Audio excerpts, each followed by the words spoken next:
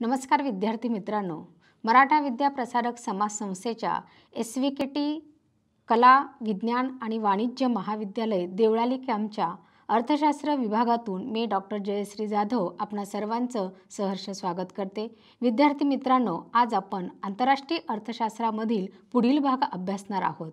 मागच्या तासाला आपण आंतरराष्ट्रीय अर्थशास्त्राचा अर्थ काय आहे, आंतरराष्ट्रीय अर्थशास्त्राची व्याप्ती काय आहे आणि आंतरराष्ट्रीय अर्थशास्त्राचा संपूर्ण सखोल अभ्यास केलेला आहे, फक्त त्याच्या कॉन्सेप्ट विषयीचा। मग त्यामध्ये विविध राष्ट्रांमधील जे परस्पर संबंध आहे आणि त्या परस्पर संबंधांमधून निर्माण होणाऱ्या समस्या, त्या समस्यांचं निराकरण कसं करायचा, अशा विविध भागांचा अभ्यास आपण मागच्या तासाला केलेला आहे। त्यात महत्त्वाचा भाग म्हणजे व्याप्तीचा, तोही अभ्यासलेला आहे। अनेक साऱ्या व्याख्याही अभ्यासल्या की ज्यामध्ये हेरॉडची आहे, प्राध्यापक किंजर बर्गरची आहे, प्राध्यापक PT एल्सवर्थ यांची आहे। ह्या सगळ्यांच्या व्याख्या बघितल्यानंतर आंतरराष्ट्रीय अर्थशास्त्राचा भाग आणि त्याची व्याप्ती काय आहे हा संपूर्ण सविस्तर भाग अभ्यासताना व्याप्तीमध्ये आंतरराष्ट्रीय व्यापाराचे शुद्ध सिद्धांत आणि तुलनात्मक महत्त्व याचाही सविस्तर अभ्यास केलेला आहे। स्थितिशील अवस्थेची तुलना, आंतरराष्ट्रीय व्यापार विषयक धोरणे, स्थूल दृष्टिकोन, आंतरराष्ट्रीय वित्तीय संस्था आणि आर्थिक सहकार्याच्या संघटना हा संपूर्ण सविस्तर भाग अभ्यासलेला आहे। म्हणजे जो मेन आंतरराष्ट्रीय अर्थशास्त्राचा गाभा काय आहे, ज्याच्यामध्ये छोट्या छोट्या ज्या बाबी आहे त्याचा संपूर्ण बारकाईने अभ्यास मागच्या तासाला केलेला आहे। विद्यार्थी मित्रांनो, आज आपण आंतरराष्ट्रीय अर्थशास्त्राचं महत्त्व काय आहे हे समजून घेणार आहे। बघा, जेव्हा आंतरराष्ट्रीय अर्थशास्त्र येतं त्याच वेळेस आंतरराष्ट्रीय व्यापार पण येतो। म्हणजे आंतरराष्ट्रीय अर्थशास्त्र आणि आंतरराष्ट्रीय व्यापार हे एकाच नाण्याची दोन बाजू आहे किंवा दोन्हीही शब्दांचा अर्थ हा एकच आहे। म्हणून आंतरराष्ट्रीय व्यापार जसजसा वाढत जाणार आहे तसतसं आंतरराष्ट्रीय अर्थशास्त्राचं महत्त्व वाढत जाणार आहे। किंबहुना आंतरराष्ट्रीय अर्थशास्त्रामध्ये समाविष्ट होणारा जो भाग आहे की जो व्यापाराने अधिक फुलत जाणार आहे, हा संपूर्ण भाग, सविस्तर भाग महत्त्वामध्ये जो आहे त्याचा अभ्यास आज आपण करणार आहोत। तर मग प्रामुख्याने त्यामध्ये काय अभ्यासणार आहोत, to understand the concept of importance of international economics. आंतरराष्ट्रीय अर्थशास्त्राचं महत्त्व जिथे सहकार्य आहे, मुळे आंतरराष्ट्रीय अर्थशास्त्रच हे राष्ट्रांच्या सीमा ओलांडून केला जाणारा व्यापार, त्या व्यापारातून दोन किंवा दोनापेक्षा अधिक देशांमध्ये निर्माण झालेले सलोख्याचे संबंध, व्यापार वाढवण्यासाठीचे संबंध, म्हणजे शेती, उद्योग, व्यापार, सेवा सर्वच क्षेत्र जे सक्षमतेने व्यापार वाढत आहे, कोणत्याही राष्ट्राचा विकास हा घडून येण्यासाठी आंतरराष्ट्रीय अर्थशास्त्र म्हणजेच आंतरराष्ट्रीय व्यापार हा अत्यंत महत्त्वाचा असतो। आणि म्हणून आंतरराष्ट्रीय अर्थशास्त्राचं महत्त्व तेवढंच आहे। म्हणजे जेव्हा आयात आणि निर्यात ह्या दोन बाबी समोर येतात, हे दोन्ही शब्द जेव्हा खोलमध्ये जाऊन त्याचा अभ्यास करायला घेतो त्यावेळेस आंतरराष्ट्रीय अर्थशास्त्राचा सखोल भाग जो आहे तो समोर येतो आणि त्याचं महत्त्व खूपच वाढलेलं आहे। आणि आजच्या आधुनिक कालखंडामध्ये तर आंतरराष्ट्रीय अर्थशास्त्राचं महत्त्व प्रचंड वाढलेलं आहे। का तर आधुनिक अर्थव्यवस्थेत आंतरराष्ट्रीय अर्थशास्त्राचं महत्त्व अतिशय प्राप्त झालेलं आहे। आधुनिक विकासाचा मूलाधार मुळी आंतरराष्ट्रीय व्यापार आहे। बेस कुठून असेल, कारण जेव्हा इंग्लंडसारखं राष्ट्र आहे किंवा जपान, जर्मनीसारखे प्रगत राष्ट्र आहे, या राष्ट्रांमध्ये झालेली जी औद्योगिक क्रांती आहे तिचा मूळ गाभा हा काय आहे, आंतरराष्ट्रीय व्यापार आहे। म्हणून हे राष्ट्र जसजसे प्रगत होत गेलेले आहे तसतसा त्यांचा व्यापार वाढत गेलेला आहे, त्यांचा विकास होत गेलेला आहे आणि हे राष्ट्र आज वृद्धीत आहेत, म्हणजे आर्थिक वृद्धी या राष्ट्रांनी साध्य केलेली आहे। आणि आपला विचार केला तर आपण अजून आर्थिक विकासामध्ये आहोत। म्हणजे वृद्धीचा भाग तर आपल्याला अजून घ्यायचाच आहे, पण विकासाच्याही खूप मोठ्या मर्यादा आपल्याला गाठायच्या आहेत। म्हणून अनेक प्रगत देशांनी आंतरराष्ट्रीय व्यापारामुळे औद्योगिक प्रगती ही साध्य केलेली आहे। इंग्लंडचं उदाहरण आहे, अनेक प्रगत राष्ट्रांची उदाहरणं आहेत। आंतरराष्ट्रीय व्यापार लाभदायक होतो का, म्हणजे जसं आपण व्याप्तीमध्ये किंवा अजून पुढच्या युनिटमध्ये आपण अभ्यासणारच आहोत की सनातन पंथीयांचे सिद्धांत, मग त्याच्यात एकचेरोलींचा असेल, एकचेरोलींचा आधुनिक सिद्धांत असेल आणि सनातन पंथीय, मग त्याच्यामध्ये रिकार्डो असतील, ॲडम स्मिथ असतील, यांचे जे सिद्धांत आहे हे आंतरराष्ट्रीय व्यापार हा लाभदायक होतो का, आणि तो लाभदायक होत असेल तर व्यापार वाढवायचा का, किती प्रमाणात वाढवायचा, म्हणजेच लाभकारक होत असेल तर आंतरराष्ट्रीय व्यापारात वाढ होते, हे या सिद्धांतांनी स्पष्ट केलेले आहे। त्याचाही अभ्यासाचा भाग हा आंतरराष्ट्रीय अर्थशास्त्रामध्ये समाविष्ट होतो. म्हणून सनातन अर्थशास्त्रज्ञ असे म्हणतात की आंतरराष्ट्रीय व्यापार हे उत्पादन वाढ घडवून आणण्याचं केवळ साधन नसून आर्थिक विकासाचं ते एक इंजिन आहे. आर्थिक विकासाचं इंजिन आहे हे महत्त्वाचं आहे, कारण विकास साध्य करायचा असेल तर त्याला इंजिन हवं आहे, म्हणजे त्याचं वंगण पण हवं आहे. म्हणजे ह्या सगळ्या बाबी कुठून साध्य होत असेल तर आंतरराष्ट्रीय अर्थशास्त्रातून, म्हणजेच आंतरराष्ट्रीय व्यापारातून हा भाग वाढत जातो. मग याच्यामध्ये आंतरराष्ट्रीय अर्थशास्त्राचं महत्त्व बघत असताना समाविष्ट होणारे जे महत्त्वाचे त्याच्यातले टॉपिक आहे, मग त्यामध्ये लोकांच्या दृष्टिकोनाची व्याप्ती वाढते, वृद्धी आणि विकास होतो, दृष्टिकोनांचा विकास होतो, राष्ट्रविरोधी धोरणांची निरुपयोगिता, आंतरराष्ट्रीय आर्थिक सहकार्याची गरज, आंतरराष्ट्रीय अर्थशास्त्राची यंत्रणा समजते, आर्थिक प्राधान्य साध्य करता येतं, जागतिकीकरण, खाजगीकरण आणि उदारीकरण हा विचार जो आहे हा दृढ होत जातो. मग ह्या सर्व मुद्द्यांचा आपण आता बारकाईने सविस्तरपणे अभ्यास करणार आहोत. त्यातला पहिला मुद्दा आहे लोकांच्या दृष्टिकोनाची व्याप्ती वाढते. म्हणजे जेव्हा लोकांचा दृष्टिकोन व्यापक बनणार आहे, लोकांच्या माइंडमध्ये एक ब्रॉड माइंड लोक तयार होणार आहे. तर हे कसे तयार होणार आहे, तर जोपर्यंत आंतरराष्ट्रीय अर्थशास्त्राचं महत्त्व समजत नाही तोपर्यंत ते साध्य होणार नाही. म्हणून आंतरराष्ट्रीय अर्थशास्त्राचं महत्त्वच मुळी त्यामुळे आहे की लोकांची व्यापकता वाढते, विचारांची व्यापकता वाढते. म्हणजे आज आपण जर दोन आपण इमेजेस घेतलेले आहे, अजूनही खूप साऱ्या इमेजेस आपण तिथे टाकू शकतो. मग अमेरिकेचं असेल, चीनचं उदाहरण असेल, ह्या ज्या अर्थव्यवस्था आहे यांचा जो दृष्टिकोन आहे हा खूप आपल्या पुढे गेलेला आहे, आपल्या म्हणजे भारताच्या खूप पुढे गेलेला आहे. आणि तो का गेलेला आहे, तर त्यांची विचारांची जी गती आहे आंतरराष्ट्रीय अर्थशास्त्रामुळे ती व्यापक बनलेली आहे. आंतरराष्ट्रीय व्यापार जसा वाढत गेलेला आहे तसे हे देश प्रगत बनले, विचारांनी प्रगत बनले, त्यांचा दृष्टिकोन बदललेला आहे आणि आज आपण त्यांचं अनुकरण करत आहोत. म्हणजे अमेरिकेचं उदाहरण घेतलं तर जे समोर आपल्याला दृश्य दिसत आहे तोच विचार आज जेव्हा आपण भारतीय दृष्टिकोनातून करतो तर आपल्याही भारतातल्याही महिला आज सक्षमतेने पुढे जात आहेत. कशामुळे झालेलं आहे, तर लोकांच्या दृष्टिकोनाची व्याप्ती वाढत गेलेली आहे. संकुचित विचारातनं लोक आज प्रगल्भ विचारांकडे वाटचाल करत आहे. आणि कशामुळे शक्य झालेलं आहे, तर आंतरराष्ट्रीय अर्थशास्त्रामुळे. आणि म्हणूनच आंतरराष्ट्रीय अर्थशास्त्राचं महत्त्व विशेष आहे की ज्यातून लोकांच्या दृष्टिकोनाची व्याप्ती ही वाढत जाते. पुढचा मुद्दा आहे की वृद्धी आणि विकास याही एकाच नाण्याच्या दोन बाजू आहे. वृद्धी घडवून आणण्यासाठी आधी विकास होणं गरजेचं आहे. मग वृद्धीच्या आर्थिक वृद्धी कुणाची आहे, तर जे प्रगत राष्ट्र आहे, विकसित अर्थव्यवस्था आहे. मग त्याच्यामध्ये आपण अमेरिका घेतो, इंग्लंड घेतो, जपान, जर्मनी, ही जी राष्ट्र आहे ही प्रगत राष्ट्र आहे. यांची वृद्धी घडवून आलेली आहे आणि यांना जी गरज आहे ती आपल्यासारख्या विकसनशील राष्ट्रांची गरज आहे की जी राष्ट्र आर्थिक विकास साध्य करण्यासाठी प्रयत्न करत आहे आणि आंतरराष्ट्रीय अर्थशास्त्राच्या मदतीने ह्या विकासाची गती ते वाढवत आहे. मग विकसित देशात विकसनशील देशांकडून सगळ्यात महत्त्वाची भूमिका कोण पार पाडत असेल तर तो आहे श्रम आणि भांडवल. म्हणजे श्रम विभागणी आणि विशेषीकरणाच्या आधारावर विकसित राष्ट्र आज विकसनशील राष्ट्रांवर अधिक अवलंबून आहे. कारण विकसनशील राष्ट्रांकडे श्रमाचा पुरवठा मुबलक आहे. श्रमाला जर चांगल्या गतीने किंवा श्रमाचा उपयोग अधिक कार्यक्षम पद्धतीने करून घेतला तर साहजिकच आर्थिक विकास साध्य होत आहे. म्हणून त्यासाठी परस्पर सामंजस्य महत्त्वाचं असतं. बघा, आज उदाहरण घ्यायचं झालं तर इंडियातले अनेक सारे युवक शिक्षणासाठी विदेशाची भूमी जास्त स्वीकारत आहे. आणि अजून काय, तर नोकरी कुठे करायची असेल तर जे भले मोठे जे पॅकेज आहे ते विदेशांमध्ये खूप सारे आहे. त्यामुळे विदेशांकडनं आर्थिक प्रगती आपली होणार आहे असा एक गोड समज आपल्या इंडियन लोकांना झालेला आहे. 90% स्थितीमध्ये तो सत्य आहे. एक आपली चांगली मॅनपॉवर विदेशांमध्ये जात आहे आणि तिथे स्थिर होत आहे. भारतीय श्रमाचा उपयोग आंतरराष्ट्रीय पातळीवरून ह्या प्रगत राष्ट्रांनी करून घेतलेला आहे आणि त्यामुळे देशात आपल्यालाही जो आर्थिक मदत मिळत आहे या माध्यमातून, म्हणजे FDI असेल किंवा अनेक सारे सामंजस्य जे करार केलेले आहेत त्याच्या आधारावर आपण विकासाची पुढची जी दृष्टी आहे ती समोर ठेवत आहे. म्हणून आंतरराष्ट्रीय अर्थशास्त्राचं महत्त्व याचमुळे आहे की म्हणजे जगामध्ये वृद्धी आणि विकास या दोन्ही बाबी साध्य होत आहे. विकसित राष्ट्र विकसनशील राष्ट्रांकडून मोठ्या प्रमाणात श्रमावर आधारलेले आहेत.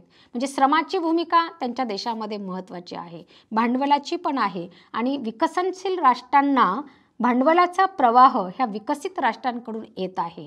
म्हणजे वृद्धी आणि विकास या दोन्ही बाजूंमध्ये परस्पर संबंध चांगल्या पद्धतीने सामंजस्य पद्धतीने निर्माण झाला तर आंतरराष्ट्रीय अर्थशास्त्राचं महत्त्व नक्कीच वाढत जातं. म्हणून आंतरराष्ट्रीय अर्थशास्त्राला महत्त्व प्राप्त होतं. पुढे आहे दृष्टिकोनांचा विकास. दृष्टिकोन म्हटल्यानंतर ज्या विचारांमध्ये जगातले लोक आहेत, मग फक्त आपण भारताचं उदाहरण घेतलं, आपण रेल्वेने जात आहोत आणि रेल्वे स्टेशनच्या बाहेरचं जो दृश्य असतं, मग ते मुंबईतल्या काही भागातलं असो किंवा इतर ठिकाणांचं असो, तिथे काय दिसतं आपल्याला? जास्त करून दारिद्र्य दिसतं. मग ह्या दारिद्र्याचं प्रमाण कमी करायचं आहे, नष्ट करायचं आहे. जी गरिबी आहे ती देशातून घालून द्यायची आहे, तर ते कोण करू शकतं? तर संयुक्त राष्ट्र संघटना यासाठी पुढाकार घेत आहे. म्हणजे अनेक राष्ट्र की आमच्या देशातनं दारिद्र्य गेलेलं आहे असं घोषित केलेलं आहे. म्हणजे आपण जेव्हा अर्थशास्त्राचा अभ्यास करतो तेव्हा अमेरिकेसारख्या प्रगत देशात पण 3.5 ते 4% बेरोजगारी आहे असं आहे आणि ते सत्य आहे. पण तरीही त्या प्रमाणात भारतातली स्थिती घ्या किंवा आफ्रिकेतले अनेक सारे राष्ट्र आहे किंवा आशिया कंट्रीतले काही देश आहे की ज्यांच्या त्या देशांमध्ये आजही दारिद्र्य, बेरोजगारी, गरिबी हे 5वीलाच पुजलेले आहे. आणि आशिया कंट्रीपेक्षा तर आफ्रिका कंट्रीमध्ये म्हणजे त्या आफ्रिका खंडामध्ये तर अनेक सारे गरिबीचं साम्राज्य, दारिद्र्याचं प्रमाण हे अतिरिक्त आहे. आणि जर याला बाहेर काढायचं असेल, या स्थितीला दारिद्र्य नष्ट करायचं असेल तर संयुक्त राष्ट्र संघटना किंवा अनेक साऱ्या देशांमधनं किंवा जागतिक पातळीवरनं अनेक साऱ्या संघटना अशा योजना राबवत आहे की देशांमधली गरिबी कमी होईल, दारिद्र्याचं प्रमाण कमी होईल. म्हणजे काही ख्रिश्चन कम्युनिटीचे जे राष्ट्र आहे ते तर अशा पद्धतीने काम करत आहे की म्हणजे मुलांना अडॉप्ट करत आहे किंवा एका समुदायाला ते शिक्षणाच्या सेवा आहे त्या प्रोव्हाइड करत आहे. म्हणजे यांची गरिबी कशी जाणार आहे यासाठी त्या पायाभूत सुविधांची जी कमतरता आहे ती दूर करण्यासाठी प्रयत्न करत आहे. मग अनेक राष्ट्र, अनेक संस्था जागतिक पातळीवरून काम करत आहे. आणि हे जर जागतिक पातळीवरून काम होत आहे म्हणूनच आंतरराष्ट्रीय अर्थशास्त्राचं महत्त्व हे अधिक प्रमाणात दिसून येतो. कारण आंतरराष्ट्रीय दृष्टिकोन जो निर्माण झालेला असतो की माझं एकट्याचं भलं नाही, मला जगाचं भलं करायचं आहे. मग अशा अनेक म्हणजे भारतामध्येही अनेक गावं हे प्रगत देशातल्या काही देशांनी दत्तक घेतलेली आहे आणि मग त्यांनी ती गावं दत्तक घेऊन त्या गावांमध्ये सुविधा निर्माण करून दिलेल्या आहे. पायाभूत सुविधा, दळणवळण, रस्ते, शिक्षण, वीज पुरवठा, आरोग्याच्या सुविधा ह्या सगळ्या देण्याचा दृष्टिकोन ह्या आंतरराष्ट्रीय व्यापारामुळे निर्माण होतो. आणि आंतरराष्ट्रीय आर्थिक समस्या सोडवण्यासाठी नक्कीच आंतरराष्ट्रीय अर्थशास्त्राची मदत होते. म्हणून आंतरराष्ट्रीय अर्थशास्त्राला महत्त्व प्राप्त झालेलं आहे आणि त्याचं महत्त्व आहेच. आंतरराष्ट्रीय अर्थशास्त्राचं महत्त्व जाणून घेत असताना राष्ट्रविरोधी धोरणांची निरुपयोगिता हाही तेवढाच महत्त्वाचा मुद्दा आहे. कारण कोणतंही राष्ट्र आपला विकास साध्य करण्यासाठी राष्ट्रविरोधी धोरण स्वीकारू शकत नाही. आणि असं जर धोरण स्वीकारलं तर ते स्वतःचा विकास साध्य करू शकत नाही. आणि याचं आत्ताचं उदाहरण लेटेस्ट द्यायचं म्हटलं तर अफगाणचं उदाहरण देता येईल. अफगाणिस्तानमध्ये आज जी परिस्थिती निर्माण झालेली आहे की आपल्याच कम्युनिटीचं अस्तित्व निर्माण करण्यासाठी दडपशाही आणि आपलं अस्तित्व सिद्ध करून एक अधिराज्य निर्माण करणे आणि त्याची फळं ही आपल्यालाच मिळावी तर यातनं विकास साध्य होऊ शकत नाही. भले आज अफगाणला चीन मदत करत असेल, याआधीही त्या अफगाणच्या चांगल्यासाठी अमेरिकाही मदत करत होते, शेजारी पाकिस्तान पण आहे. पण राष्ट्रविरोधी जर धोरणं असतील तर ते राष्ट्राचं अस्तित्व विकसित करू शकत नाही. आणि राष्ट्राचं अस्तित्व जर विकसित करायची असेल तर ती धोरणं देशाच्या विकासाच्या दृष्टीने असावी, देशाच्या विकासामध्ये वाढ घडवून आणणारी असावी. मग आज जी मुस्लिम राष्ट्र आहे, म्हणजे जवळजवळ 56 राष्ट्र ही जगामध्ये मुस्लिम राष्ट्र आहे आणि ही राष्ट्र आपल्याच कम्युनिटीचा विचार करून जर धोरणं निश्चित करत असेल तर साहजिकच त्या राष्ट्रांचा विकास होणार नाही. मग अशा राष्ट्रांमध्ये आपल्याला दारिद्र्य, बेकारी, अनेक साऱ्या ज्या कुपोषण अशा ज्या समस्या आहे या दिसून येणारच आहे. किंबहुना या राष्ट्रांच्या विचारांची दृष्टीही बदलणार नाही आहे. म्हणून राष्ट्रविरोधी धोरणांची जी निरुपयोगिता आहे हे जर कशामुळे समजत असेल तर साहजिकच आपल्याला आंतरराष्ट्रीय अर्थशास्त्राचं जे महत्त्व आहे त्यातून स्पष्ट होत असते. त्याचबरोबर आंतरराष्ट्रीय आर्थिक सहकार्याची गरज. कोणतंही राष्ट्र जर आपला विकास साध्य करायचा असेल तर आपल्याला परस्पर सामंजस्य, एक राष्ट्र दुसऱ्या राष्ट्रावर अवलंबून आहे, परस्परावलंबन जेव्हा अवलंबून असतं त्यावेळेस मदतीची गरज असते. आणि आज तर जगामध्ये अनेक साऱ्या आर्थिक सहकार्याच्या संघटना कार्य करत आहे. मग IMF असेल, इंटरनॅशनल मॉनिटरी फंड असेल, वर्ल्ड ट्रेड ऑर्गनायझेशन असेल, मग आशिया कंट्रीतल्या ज्या NGO आहेत ज्या जागतिक पातळीवर आशिया खंडामध्ये आर्थिक मदतीसाठी सहकार्यासाठी पुढे येत आहे, किंवा जी धोरणं आहे ह्या आर्थिक सहकार्याच्या मदत करणाऱ्या ज्या संघटना आहे यांची जी धोरणं आहे ही जगाच्या विकासासाठी आहे. कारण जी मदत आहे ती मदत आर्थिक भाग जो आहे त्यासाठीच होत असते आणि मग त्यातनं ज्या देशामध्ये ज्याची कमतरता आहे ते पूर्ण करता येतं आणि त्यासाठी म्हणून ही राष्ट्र मदतीला आहेत. या राष्ट्रांनी अनेक साऱ्या संघटना निर्माण केलेल्या आहे आणि त्या आंतरराष्ट्रीय सहकार्य निर्माण करून राष्ट्रांचा विकास साध्य करण्यासाठी प्रयत्न करत आहे. म्हणून आंतरराष्ट्रीय अर्थशास्त्राचं महत्त्व तेवढंच अधिक आहे. आर्थिक सहकार्यातून विकास घडवून आणता येतो आणि त्यामुळे आंतरराष्ट्रीय अर्थशास्त्राचं महत्त्व किती व्यापक आहे हे आपल्याला समजून जातं. आंतरराष्ट्रीय अर्थशास्त्राचं महत्त्व समजून घेत असताना आंतरराष्ट्रीय अर्थशास्त्राची यंत्रणा काय आहे हे समजतं. जेव्हा जागतिक पातळीवर युद्धजन्य परिस्थिती आहे ही निर्माण होत असते त्यातनं हे प्रश्न सोडवायचे कसे हे जर आपल्याला कुठून समजून घ्यायचं असेल तर आंतरराष्ट्रीय अर्थशास्त्रातून. त्याचबरोबर वित्तीय मदत होत असते. कुठून होणार आहे वित्तीय मदत? कारण देशात एखादी यंत्रणा सक्षम करायची असेल तर त्यासाठी म्हणून आपल्याला वित्त बाब आवश्यक आहे. आपण जेव्हा फ्री ट्रेड पॉलिसी आपण स्वीकारली किंवा जगातल्या अनेक राष्ट्रांनी आधीपासूनच फ्री ट्रेड पॉलिसीचा वापर केलेला आहे. मुक्त व्यापार धोरणामुळे तर जागतिक पातळीवर अनेक सारे चांगले निर्णय घेतले गेले. भारताने जेव्हाही सहभाग घेतलेला आहे आंतरराष्ट्रीय पातळीवरून तर त्यावेळेस हे जी यंत्रणा आहे आंतरराष्ट्रीय पातळीवरून कार्य करणारी ही जागतिक पातळीवर शांतता निर्माण करण्याचं कार्य करते आणि म्हणून आंतरराष्ट्रीय अर्थशास्त्राचं महत्त्व साहजिकच वाढत जाणारं आहे.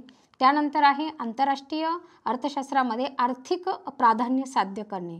कोणताही देश स्वतःचं हित साध्य करत असताना किंवा कोणतेही प्रश्न सोडवत असताना एक देश दुसऱ्या देशामध्ये व्यापार करत आहे तर आपल्या देशातल्या चलनाचं मूल्य काय आहे, दुसऱ्या देशाचं चलनाचं मूल्य काय आहे याची समज होते आणि आंतरराष्ट्रीय व्यापारातून जे सहभागी राष्ट्र आहे साहजिकच त्या राष्ट्रांचं राष्ट्रीय उत्पन्न वाढत जातं. म्हणून जेव्हा आर्थिक हित साध्य होतं तर ते आर्थिक हित साध्य कशामुळे झाले तर आर्थिक बाबीला प्राधान्य दिल्यामुळे. आणि ते कशामुळे शक्य झालं तर आंतरराष्ट्रीय व्यापारांमध्ये वाढ झालेली आहे, देवघेव वाढलेली आहे, आयात निर्यात वाढलेली आहे आणि एकूणच ग्लोबलायझेशनमुळे हे संपूर्ण जगाचं अस्तित्व एक चांगल्या पद्धतीने प्रगती करत आहे, विकास साध्य करत आहे. विकसित राष्ट्र अजून पुढारले जात आहे आणि विकसनशील राष्ट्र त्यांचं अनुकरण करून अजून पुढे जात आहे. म्हणून आर्थिक प्राधान्य साध्य करणं हेही आंतरराष्ट्रीय अर्थशास्त्राच्या महत्त्वामुळे शक्य होतं. आणि त्यानंतर आहे जागतिकीकरण, खाजगीकरण आणि उदारीकरणाचा विचार. LPG जेव्हा जगात आधीच अनेक राष्ट्रांनी स्वीकारलेलं आहे त्या राष्ट्रांनी आपला विकास हा चांगल्या पद्धतीने साध्यही केलेला आहे. आणि जेव्हा आपण असं म्हणू की आर्थिक विकास साध्य करायचा आहे तर देशाची आंतरराष्ट्रीय व्यापाराची किंवा आधी देशाची स्वतःची व्यापाराची रचना कशी आहे, व्यापाराची दिशा काय आहे आणि कोणत्या बाबीला प्राधान्य द्यायचं आहे. आणि जेव्हा आपण 1990-91 पासून ह्या तिन्ही ग्लोबलायझेशन, प्रायव्हेटलायझेशन आणि लिबरलायझेशनचा स्वीकार केला, तेव्हा तर आपलं नवं पर्व म्हणजे भारताला एक विकासाची जी फळं चाखायची आहेत, तर त्याच्यासाठी दार उघडलं गेलं असं म्हणायला काही हरकत नाही. आणि 1990-91 पासून भारताच्या व्यापाराची रचना बदलली, व्यापाराची दिशा बदलली. आणि हे कशामुळे साध्य झालं आहे, इथे भारताचं उदाहरण घेतलं म्हणून, तर हे केवळ आंतरराष्ट्रीय अर्थशास्त्रामुळे, आंतरराष्ट्रीय व्यापारामुळे. म्हणून जागतिकीकरणाचा वेग जेवढा गतीने होणार आहे, आज अनेक साऱ्या क्षेत्रांमध्ये प्रायव्हेटलायझेशन दिसून येत आहे आणि अनेक साऱ्या क्षेत्रांमध्ये FDP, डायरेक्ट फॉरेन इन्व्हेस्टमेंट होत आहे. उदारीकरणामुळे, खाजगीकरणामुळे आणि जागतिकीकरणामुळे जी सर्व क्षेत्र आहे ती सक्षम बनत चाललेली आहे. आणि कशामुळेही, तर आंतरराष्ट्रीय व्यापारामुळे. आणि ते साहजिकच आंतरराष्ट्रीय अर्थशास्त्राचं महत्त्व त्यामुळे वाढत जातं. विद्यार्थी मित्रांनो, आज आंतरराष्ट्रीय अर्थशास्त्राच्या महत्त्वातला अनेक भाग, अनेक पैलू, अनेक विचारांचा आज आपण या ठिकाणी विचार केलेला आहे. आंतरराष्ट्रीय व्यापारासाठी व्यापक आर्थिक आणि सूक्ष्म आर्थिक ही दोन्ही तत्त्व लागू करते. आणि जे राष्ट्रामधील व्यापाराचा प्रवाह आहे, मग त्याच्यामध्ये आंतरराष्ट्रीय वित्त असेल, राष्ट्रांमध्ये वस्तूंच्या देवघेवीसाठी जी महत्त्वाची भूमिका पार पाडायची असते, ती केवळ आंतरराष्ट्रीय अर्थशास्त्रामुळे म्हणजेच आंतरराष्ट्रीय व्यापारामुळे सहज शक्य होते. आंतरराष्ट्रीय अर्थशास्त्र जागतिक अर्थव्यवस्था बनवणाऱ्या विविध राष्ट्रांमधील आर्थिक परस्पर संवादांचा अभ्यास करते. आणि आंतरराष्ट्रीय अर्थशास्त्र हे व्यापक आहे, विशाल आहे. म्हणजे एक काय म्हणू, विचारांची आणि सगळ्याच क्षेत्रांमधली जी दृष्टिकोन आहे त्यांचा, तो ब्रॉड माइंडेड झालेला आहे असं म्हणायला काही हरकत नाही. व्यापक दृष्टिकोन, आंतरराष्ट्रीय सहकार्यात वाढ होत आहे. श्रम विभागणे आणि विशेषीकरणाचे तर आपल्या भारतासारख्या विकसनशील राष्ट्रांना तर याचा खूप चांगला अधिक फायदा झालेला आहे. आणि विकसित राष्ट्र ही विकसनशील राष्ट्रांच्या आधारावर आपल्या राष्ट्रांमध्ये जी प्रगती साध्य करत आहे, म्हणजे भांडवलाचा प्रवाह वाढत आहे आणि विकसनशील राष्ट्रांकडून श्रमाची विभागणी केली जात आहे. म्हणून श्रम विभागणी आणि विशेषीकरणाचं तर आंतरराष्ट्रीय अर्थशास्त्रामध्ये खूप सारं महत्त्व आहे. याच्यातनं काय झालं की बाजारपेठांचं विस्तृतीकरण झालेलं आहे, उपभोग पातळी वाढलेली आहे, लोकांचं उत्पन्न वाढत आहे. म्हणजे जगातल्या जे राष्ट्र आंतरराष्ट्रीय व्यापारात सहभागी झालेले आहे, त्या राष्ट्रांमधल्या लोकांचं, उपभोक्त्यांचं उपभोगाची पातळी वाढलेली आहे. उत्पादन तंत्रामध्ये बदल झालेला आहे, जे राष्ट्र नव्याने स्वीकार करत नाही. म्हणजे इथे तर आपण असं उदाहरण देऊ शकतो की आता कोविड-19च्या कालखंडामध्ये गुगलने जी भूमिका पार पाडलेली आहे, तेच उत्पादन तंत्रातला हा जो बदल आहे, जगातल्या अनेक राष्ट्रांनी स्वीकारलेला आहे. आणि काही मुद्द्यांचा विचार केला आपण, आधीची जी मुद्दे होते राष्ट्रविरोधी धोरणांचा विचार जिथे आपण केला, ती जी राष्ट्रविरोधी धोरणं निरोपी आहे, तिथे तर चीनचं उदाहरण आपण देऊ शकतो की जगातल्या अनेक देशांनी गुगल स्वीकारलेलं आहे. भारतामध्ये तर जगातल्या अनेक राष्ट्रांचं जे नवीन तंत्रज्ञान आणत आहे, त्यासाठी त्यांना हक्काची बाजारपेठ भारत आहे. पण चीन मात्र तसं करू शकत नाही. चीन कधीही व्हॉट्सअप वापरत नाही. त्यांचं स्वतःचं WeChat, त्यांच्या सगळ्या वेबसाईट, त्यांचं स्वतःचं स्वतंत्र अस्तित्व त्यांनी निर्माण केलेलं आहे की जे त्यांच्यासाठी विकासासाठी चांगलं आहे. पण आंतरराष्ट्रीय दृष्टीने आपला विचार करता किंवा जगाचा विचार करता हे चुकीचं ठरू शकतं. त्यांच्या विकासाच्या दृष्टीने योग्य आहे, पण कोणते राष्ट्र स्वतःच्या विकासासाठी म्हणून जर काही धोरणं बनवत असेल तर ते विकास साध्य करू शकत नाही. काही ना काही फळं त्यांना, दुष्परिणाम त्याचे भोगावे लागतात. कोविड-19च्या काळातला अनेक सारा भाग हा जगाने अनुभवलेला आहे. तर उत्पादन तंत्रातला बदल हा तेवढाच महत्त्वाचा आहे. आवश्यक वस्तूंची आयात केली जाते, कार्यक्षमतेमध्ये वाढ होत जातो, विविध पर्यायी उपलब्धता जी आहे, कशाला काय पर्याय आहे, तर जिथं ज्याची गरज आहे पर्यायी वस्तू म्हणून पर्यायी आयात, निर्यात, ह्या सगळ्या ज्या बाबी आहे, हे केवळ आंतरराष्ट्रीय अर्थशास्त्राचं महत्त्व समजून घेतल्यामुळे आणि आंतरराष्ट्रीय व्यापारामुळे सहज शक्य झालेलं आहे. म्हणून आंतरराष्ट्रीय अर्थशास्त्राचं महत्त्व हे खूप महत्त्वाचं आहे. हा संपूर्ण सविस्तर भाग विद्यार्थी मित्रांनो तुम्ही समजून घेतलेला आहे.